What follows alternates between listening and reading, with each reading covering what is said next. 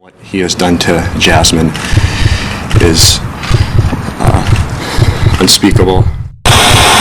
Jenkins is accused of murdering the 28-year-old Las Vegas bikini model he married only in March. But on the VH1 reality show Megan Wants a Millionaire, he was the smooth-talking bachelor. A swimsuit model meets a reality show star who would later be accused in her murder. Jasmine Fiore's final moments were spent with her partner, Ryan Jenkins, at a hotel in San Diego. Ryan, a star on the VH1 reality TV show Megan Wants a Millionaire, later reported her missing 2 days later, on August 15, 2009, to the Los Angeles County Sheriff's Department. Ryan told Los Angeles area police Jasmine dropped him off the day before, saying she would be home after running some errands, but she never returned. Investigators eventually found Jasmine's body inside a suitcase in a Buena Park, California trash bin. Officials say she may have been strangled, and Ryan was nowhere to be found. Thanks for tuning in. I'm the True Crime Queen. Please make sure to like, comment, and subscribe, and hit the notification bell. Today, we'll take a look back at the life and tragic passing of Jasmine Fiore, a young model with a promising career gone too soon. What really happened may surprise you. This is her story. Jasmine Fiore was born Jasmine Lepore in 1981. She grew up in Bonny Doon, a small California community outside of Santa Cruz. Her parents divorced when she was 8. Jasmine eventually decided to leave her hometown, where she enjoyed sailing boats and riding motorcycles, for a modeling career. Jasmine went on to book jobs in Las Vegas, where she modeled for restaurant ads and worked as a swimsuit model. In March 2009, 32-year-old Ryan Jenkins, a Canadian real estate developer, and Jasmine met at a Las Vegas casino. They were married on March 18th, just 2 days after meeting. Jenkins had been a contestant on 2 VH1 reality shows, the dating show Megan Wants a Millionaire and the competition series I Love Money 3.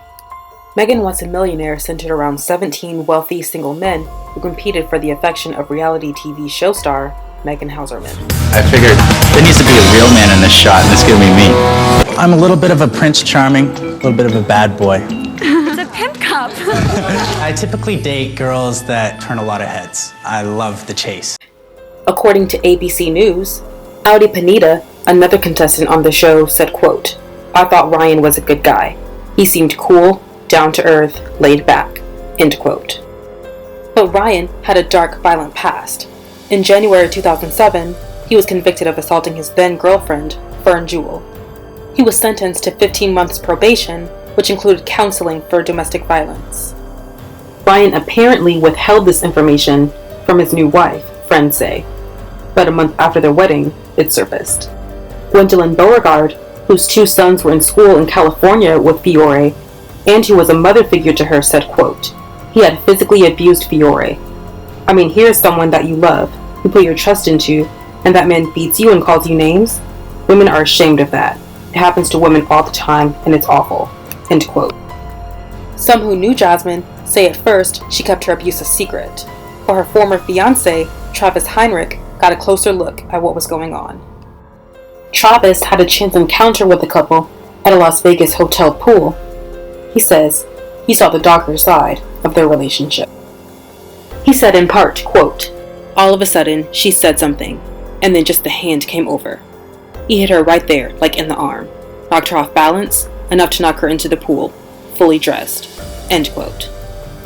Shortly after that incident, according to court documents, Fiore filed a domestic violence complaint against Ryan, and the couple took a break. Ryan was arrested and charged with misdemeanor domestic violence and had a court date set for December 2009. Jasmine's mother said her daughter had the marriage annulled in May 2009, according to KTLA. Jasmine later got an email from Ryan, dated July 27, 2009, professing his love for her, according to ABC News. The email read in part, quote, "If you can come back to me and stop all the craziness, we can have a wonderful life. I will never leave you. I only want you," end quote. He called her repeatedly from the Mexico set of the reality show he was filming, called I Love Money 3. Those who worked with him on the set say Ryan was determined to win the $250,000 prize for Jasmine. Mark Cronin, co-founder of 51 Minds Entertainment, the production company behind I Love Money, Megan Wants a Millionaire, and other successful VH1 shows, said, quote, "He kept telling her on the phone, 'I'm going to win this, and you and I are going to have the life I've always promised.' Then he would ask her, 'Where were you last night?' Because he's in Mexico shooting the show, and she lives in Las Vegas. He was very jealous and very suspicious of her. We were actually making a story of it on the show. We were like, look at this guy. He's obsessed with this model he married. It was funny until it wasn't funny at all." End quote. Jasmine got back together with Ryan, and the couple headed off for a poker tournament together. On August 13th, the couple checked into the La Berge Del Mar Hotel in San Diego. The Orange County District Attorney's Office said Jasmine was never seen alive again. On August 15th, just 2 weeks after the premiere of Megan Wants a Millionaire, and shortly after filming for I Love Money 3 ended, Jasmine's body was discovered naked and crammed inside of a suitcase and shoved into a dumpster in Buena Park, California. Buena Park resident Frank DiStefano told KABC News that he found Fiore's body when he was digging through the trash looking for recyclables. It was partially open. I lifted it up one time and saw skin, but I wasn't sure, so I lifted it up again. Then when I saw the birthmark or the marks on the body and everything, I verified that it was a body. Immediately called 911. Preliminary results and findings from the Orange County coroner were that she was strangled. Police say Ryan pulled out Fiore's teeth with pliers and severed her fingertips and had to be identified by the serial numbers on her implants. Ryan, seemingly unaware of the gruesome discovery, reported Jasmine missing to the Los Angeles County Sheriff's Department the same day her body was found, according to prosecutors. In the report, he claimed Jasmine disappeared on August 14th while running errands. When asked to describe Jasmine, Ryan said she had perfect teeth, and she had just gone to get her nails done. Ryan told investigators Jasmine sent him several text messages after he last saw her, including one saying she was in Santa Monica, California, and that she said, quote, "I need to grab some stuff and get my nails done." In reality, Jasmine was already dead, and Ryan had sent the text messages to himself from her phone, according to Buena Park Police Sergeant Bill Kohanek. According to the newspaper, the Orange County Register, after filing the missing persons report, Ryan was nowhere to be found. Upon hearing the news of her death, Jasmine's ex-boyfriend Robert Hasman said, quote, "Ryan Jenkins is an animal. What he has done to Jasmine is unspeakable." End quote. Friends speculate that Jenkins discovered text messages between Jasmine and Robert and flew into a jealous rage, according to ABC News. Police say they also found some blood on the patio of the hotel room in San Diego, where they were staying while attending a charity poker tournament. Police say Ryan checked out of the hotel alone. Investigators suspect he emptied his suitcase to put Jasmine's body in it. On August 21st, 2009, the U.S. Marshals put up a $25,000 reward for information leading to Ryan Jenkins' arrest. At this time, while we believe he has crossed into Canada, we're not 100% sure of that, and there will be no stone unturned, and we'll look under every rock for him. Jasmine was a beautiful person. She was a very caring individual. She loved her family and friends. And a lot of the information that you're seeing on the news is not true. We had a very close relationship for a long time, and she was just a beautiful person. Police say Ryan left the crime scene in San Diego and headed to Hope, British Columbia in Canada. Once over the border, Ryan stopped at the Thunderbird Motel on August 20th and paid for 3 nights. When he failed to check out on the 23rd, the motel manager decided to check on the room and found Ryan deceased, hanging from a clothes rack by a belt.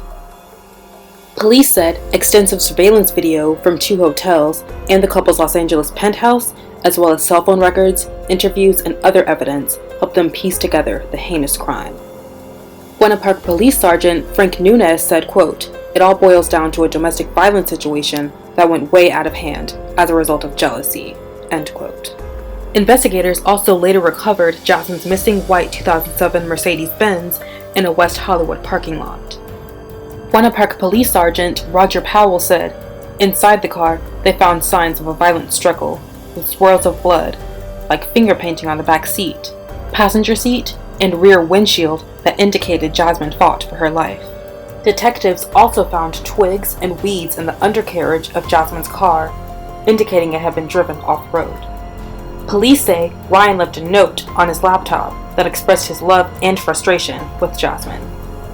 In the 1.5-page note, titled "My Last Will and Testament," Ryan wrote that Jasmine was the love of his life, but he was resentful because he believed she was cheating on him, according to Buena Park Police Sergeant Bill Kohanek.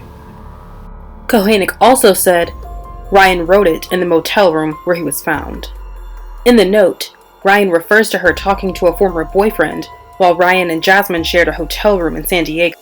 Authorities suspect Ryan attacked her in that hotel room and either killed her there or in her Mercedes-Benz. According to police, in the note, Jenkins apologizes to his family for causing trouble. The note does not mention Jasmine's death. Ryan also does not discuss the escape to Canada or what he planned to do. The note was written on August 20th, the day Buena Park Police held a widely publicized news conference naming Ryan as the suspected killer. More letters from Ryan to Jasmine, all unopened, were found in the desk drawers in the couple's penthouse, according to Sergeant Powell. Investigators said the letters indicated how much he wanted her to follow his wishes and clearly showed how jealous and possessive he was, according to Sergeant Powell, although they contained no direct threats. VH1, upon hearing the news of Jasmine's murder and Ryan's connection to the case, postponed Megan Wants a Millionaire.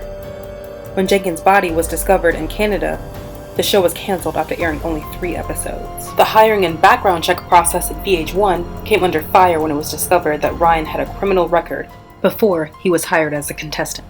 The private investigative firm hired by VH1 had outsourced the background check done on Ryan to Canada, where his prior 2007 domestic violence arrest had taken place. The slip-up in VH1's background check process became a media hot topic as many wondered how a reality show could let Ryan on the program.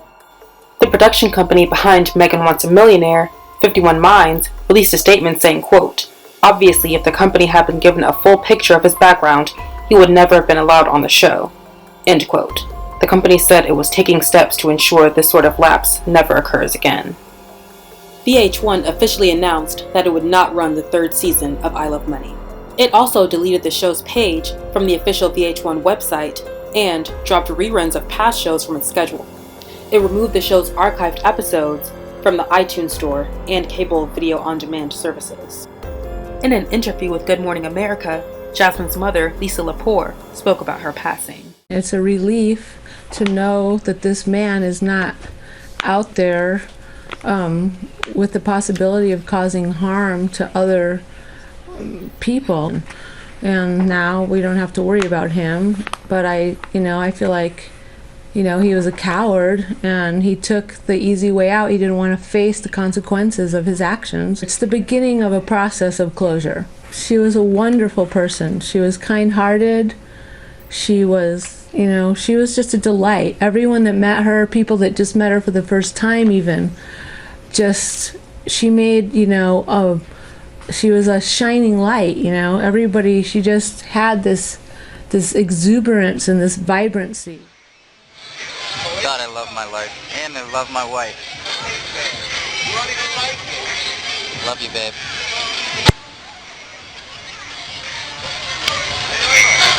Luckiest guy in the world. Right here. Hey, baby.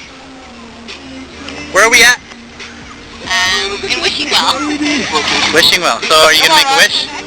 Come on, girl. Come on. Aww.